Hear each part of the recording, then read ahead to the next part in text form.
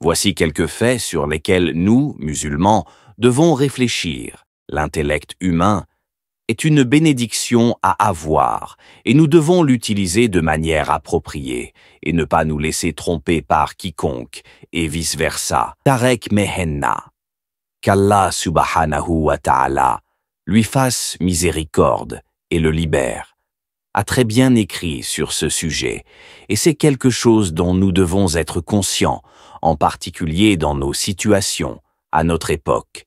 Découvrez Le plaisir parfait, par Tarek Mehenna, qu'Allah le libère. Linguistiquement, l'intellect humain signifie l'acte de retenir ou de restreindre.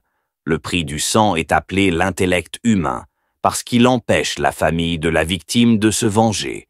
L'intellect humain est également défini comme la connaissance des qualités des choses, de leur bonté et de leur méchanceté, de leur perfection et de leurs défauts, et la connaissance de la meilleure de deux bonnes choses et de la pire de deux mauvaises choses, et une faculté par laquelle se fait la distinction entre le bien et le mal, et une lumière spirituelle répandue dans le cœur et le cerveau, par laquelle l'âme acquiert les types de connaissances instinctives et spéculatives.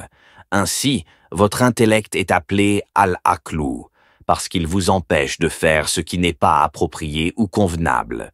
Cela en fait l'un des cadeaux les plus précieux qu'Allah vous ait donné, et c'est pourquoi la protection d'al-aqlu représente un cinquième des fins ou buts que toute la charia a été conçue pour remplir.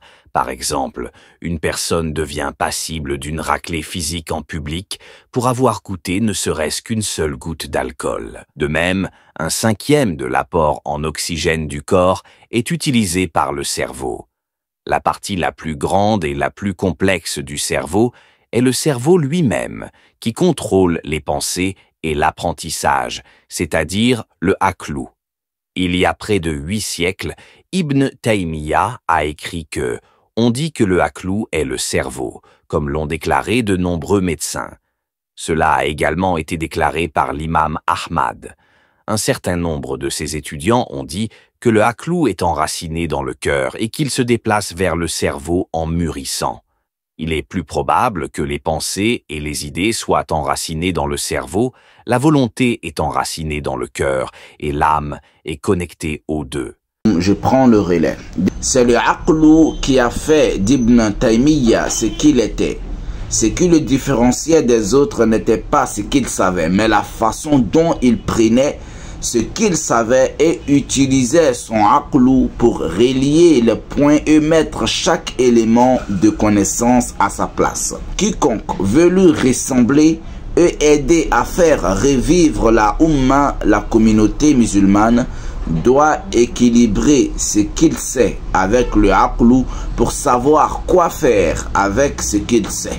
Ali ibn Abi Talib a averti que si la connaissance d'un homme dépasse son aqlu, sa connaissance lui fera du mal. En fait, la sourate 2, verset 44 est le dernier verset de la sourate 67, verset 10, dans lequel le mot aqlu apparaît dans le Saint-Coran, se réfère à des gens qui sont condamnés parce qu'ils n'ont pas eu le aqlu pour utiliser ce qu'ils savaient. Al-aqlu est donc la mesure de la valeur d'un croyant. Nous le savons aussi parce que le prophète sallallahu alayhi wa sallam a ordonné que ceux qui se tiennent le plus près de lui pendant la prière soient ceux qui ont le plus de aqlu. Et parce que tout homme qui lui succède comme khalife doit être connu pour son aqlu, et parce que tout homme qui lui succède comme khalife doit être connu pour son aqlu, et parce que Al-Hassan al-Basri a dit que rester en contact avec une personne de aqlu établit la dîne. Quand Al-Hassan entendait quelqu'un être loué, il demandait comment est son aqlu. La dîne d'un homme n'est pas complète tant que son aqlu ne l'est pas. Je le répète encore une fois, al-aqlu, c'est l'intellect humain. Bien avant l'islam, les Arabes jugeaient un homme par son aqlu. Il disait que celui qui n'a pas de aqlu est soulagé, c'est-à-dire qu'il n'a pas une réputation digne d'être protégé. On dit aussi que l'on peut reconnaître quelqu'un qui manque de aqlu parce qu'il se met en colère sans raison, parle sans raison, est généreux là où il ne convient pas, révèle des secrets, fait confiance à tout le monde et ne sait pas faire la différence entre amis et ennemis.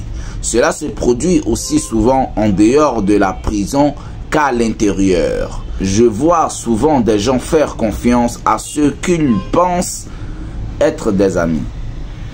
Je vois souvent des gens faire confiance à ceux qu'ils pensent être des amis, pour ensuite se faire poignarder dans le dos par ceux en qui ils avaient confiance. Tout cela parce qu'ils ne comprennent pas. À une autre époque et à un autre endroit, Ibn al-Qayyim a écrit que si vous ne comprenez pas les gens, vous verrez l'oppresseur comme l'opprimé, celui qui a raison comme celui qui a tort, et vice-versa. Vous serez trompé et trompé. En espérant que ce rappel vous a été bénéfique et profitable, barakallahu fikum, wassalamu alaikum wa rahmatullahi wa barakatuhu.